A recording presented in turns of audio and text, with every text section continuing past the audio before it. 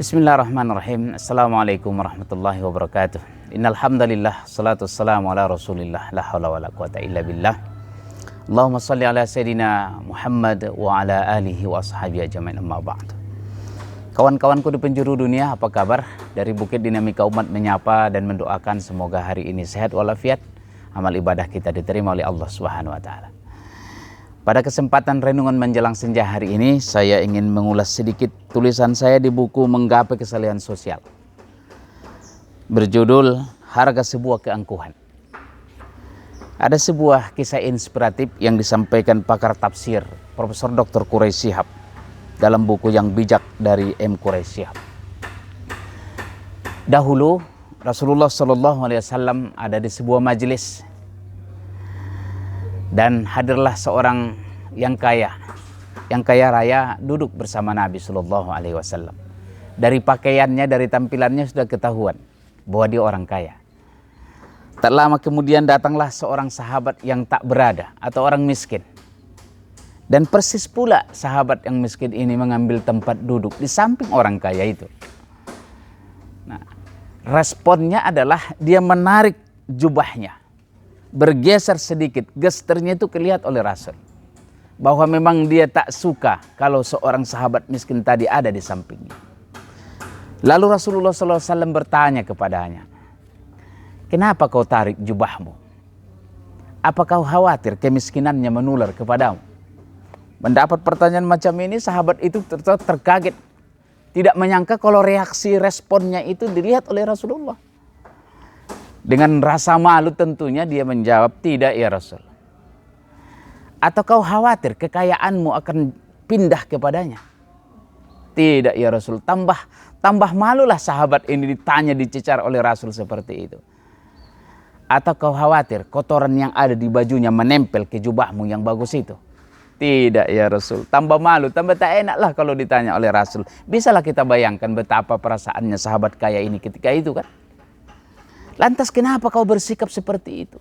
Kenapa kau bersikap macam itu kepadanya?"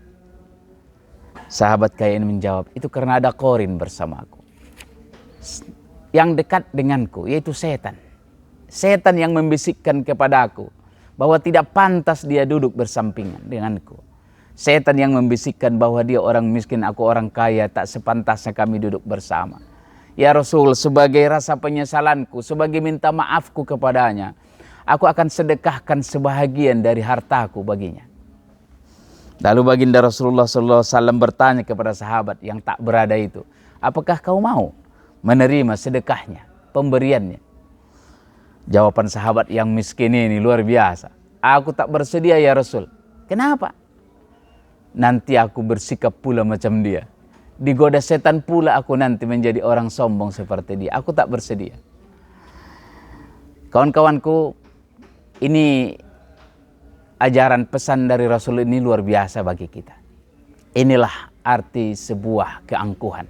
Keangkuhan orang kaya. Karena keangkuhan itu bisa karena ilmu, karena bisa kekayaan, karena keturunan, karena ketenaran. Apapun yang kita miliki pencapaian, itu bisa menjadi sumber keangkuhan kita.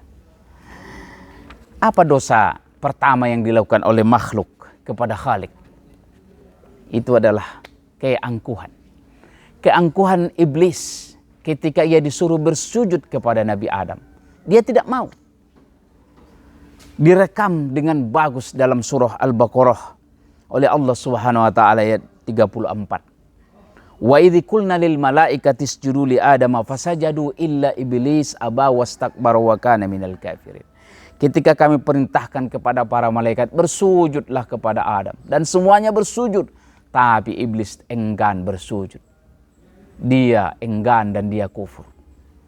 Dan dalam surah Al-A'raf ayat 13 ditanyakan lagi oleh Allah kepada iblis, "Ma mana'aka alla tasjuda idh amartuk?" Apa yang menyebabkan kau tak mau bersujud kepada Adam setelah aku perintahkan? Dan jawaban inilah tanda kesombongan, tanda keangkuhan. Iblis menjawab, "Ana khairum minhu, khalaqatani min nar wa khalaqatahu min tin." Aku lebih baik dari dia. Aku diciptakan dari api, dia diciptakan dari tanah. Inilah keangkuhan. Dan harga keangkuhan dari iblis ini, dia diusir dari surga dan dilaknat oleh Allah sampai hari akhir. Saudaraku, kawan-kawanku sekalian, iblis saja yang sudah berada di surga, karena dia sombong, dia diusir dari surga. Nah, kita manusia hanya karena ilmu yang sedikit, harta yang sedikit, jabatan yang sedikit, kita sombong. Bahkan ada orang sekarang, ustadz terkenal semacam apapun dia, atau ilmunya yang sangat dalam, merasa, ada orang yang merasa bahwa dia pantas masuk surga, dan orang lain pantas masuk neraka.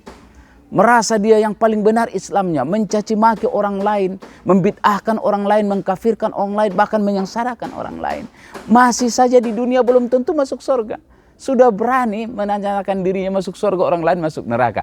Ini adalah keangkuhan. Dan Allah akan balas keangkuhan ini dengan kejatuhan. Sebagaimana Allah mengutuk iblis, laknatullah. Oleh karena Rasulullah berpesan kepada kita, la yadkhulul jannah, tidak akan masuk surga, man kana fi qalbi misqalu dzarratin min kibr, bila mana ada sebiji zarrah kesombongan dalam diri kita. Lantas seorang bertanya, Rasul, bagaimana kalau ada orang yang senang bajunya bagus, sepatunya bagus, aksesorisnya bagus, mobilnya bagus, jam tangannya bagus?